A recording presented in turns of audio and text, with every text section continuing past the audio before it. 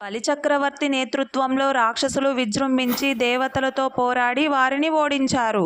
దేవతలు పరాజితులై ప్రాణాలు అరచేతిలో పెట్టుకొని దేవేంద్రుడితో కలిసి బ్రహ్మదేవుని వద్దకు వెళ్ళి తమ కష్టాన్ని విన్నవించుకున్నారు. బ్రహ్మదేవుడు లోకాలకు తండ్రి అయిన మహావిష్ణువుని ప్రార్థిస్తే మన కష్టాలు తప్పక తీరుస్తాడు అని చెప్పి దేవతలతో కలిసి విష్ణువుని ప్రార్థించారు. కరుణించిన మహావిష్ణువు ప్రత్యక్షమై, దేవతలారా, నిర్మలమైన మనసుతో మీరు అమృతాన్ని తయారు చేయడానికి ప్రయత్నించండి. అమృతాన్ని తాగితే ఆయుష్ పెరుగుతుంది, మరణం లేని జీవితం దొరుకుతుంది, మరలా స్వర్గాన్ని పొందగలరు.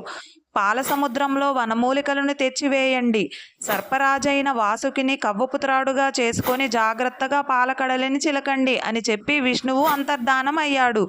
మందర పర్వతాన్ని మదిస్తే మనం అందరం సుఖపడతాం అని చెప్పి రాక్షసరాజైన బలిచక్రవర్తిని ఒప్పించాడు దేవేంద్రుడు. దేవతలు, రాక్షసులు సర్పరాజైన వాసుకిని పిలిచి అమృతంలో భాగం ఇస్తామని నచ్చజెప్పి కవ్వపుత్రాడుగా ఉండమని ఒప్పించారు. దేవతలు, రాక్షసులు వాసుకిని త్రాడుగా చుట్టి పాల సముద్రాన్ని చిలకడం మొదలుపెట్టారు. రాక్షసులు వాసుకి పడగ పట్టుకొని, దేవతలు తోక పట్టుకొని చిలకడం మొదలుపెట్టారు. కొద్దిసేపటికి అగ్నిజ్వాలలు, తర్వాత హాలాహలం అనే విషం పుట్టాయి. అది చూసిన రాక్షసులు, దేవతలు వాసుకిని వదిలిపెట్టి పరుగులు తీశారు. అప్పుడు పరమేశ్వరుడు మహావిషాన్ని తన చేయి చాచి పట్టుకొని భుజించాడు. ఆ హాలాహలం మింగకుండా తన కంఠంలో ఉంచడం వలన ఈశ్వరుని కంఠంపై నలుపు వర్ణం ఏర్పడింది.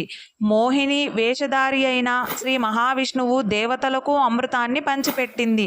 విష్ణువు ఒక్క చుక్క కూడా మిగల్చకుండా అమృతాన్ని దేవతలకు పంచిపెట్టాడు. ఇలాంటి మరిన్ని వీడియోస్ కోసం స్వామి భక్తి ఛానల్ని సబ్స్క్రైబ్ చేసుకోండి. Thank you for watching.